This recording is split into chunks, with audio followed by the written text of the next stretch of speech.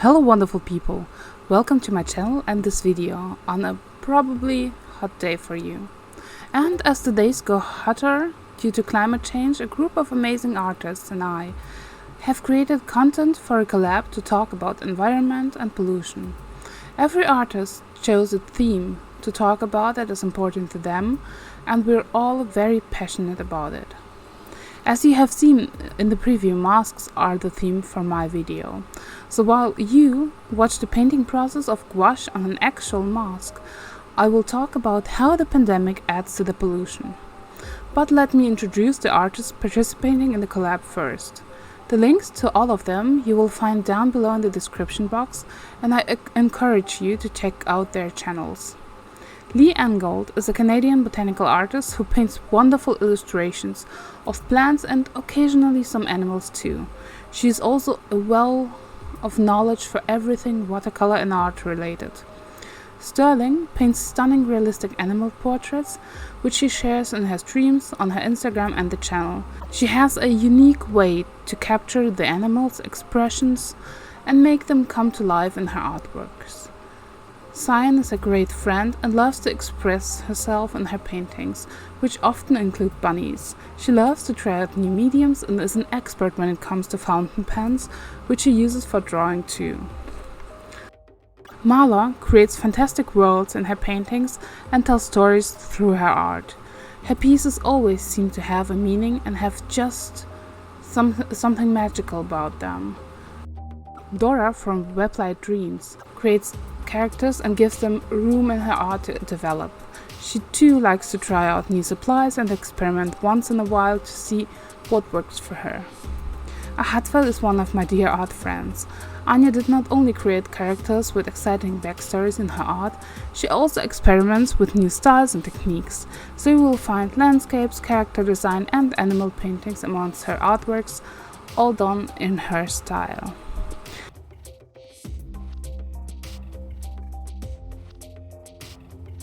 It's not a secret that the COVID-19 pandemic is spreading around the globe, and we all have still to be careful and mindful when it comes to contact with others.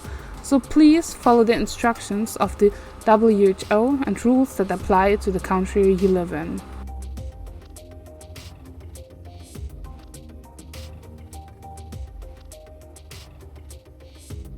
I personally was very careful and have just received the second dose of the vaccine. This meant to wear a mask for most of the time through 2020 and 2021.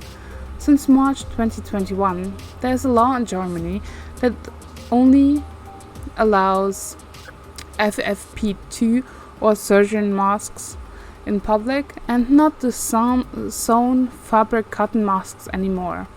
It was tough for me personally to switch, as I really loved the hand-sewn by me and my mother masks with animal prints. The masks now in use cannot be washed and reused anymore, but still need to be switched regularly to ensure the best protection.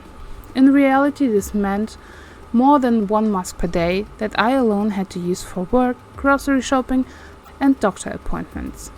But as I'm not the only person in this country or this planet, the pandemic also meant a huge increase of pollution through the one-way masks in use. The pollution was only made worse when the masks did not land in the bin where they can be disposed of safely, but also were thrown away everywhere on the roads and fields. Them being made from plastic fibers makes them not compostable, and so they simply don't rot. It also makes them hazardous to just collect and dispose of myself, as I occasionally do on my walks with Dante with other waste, which by the way is a problem too.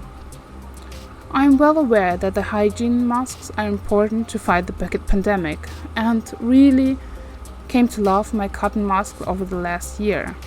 I also do understand and follow the current regulations in Germany. The photos in the beginning of the video were only partially done myself. Most were sent to me by you and friends from all over the world. I include them in the video to show that this problem is not only a local one, but affects the whole planet, and that we all need to be more mindful of how and where we dispose of our masks and which masks we use, if regulations allow it. In addition to polluting the earth, unsafely disposed masks can also be a hazard to wildlife. The strings can wrap themselves around the animals' feet and necks, and some might even try to eat the masks. So I hope we will all do our best to avoid this happening and be mindful about the disposal of our waste.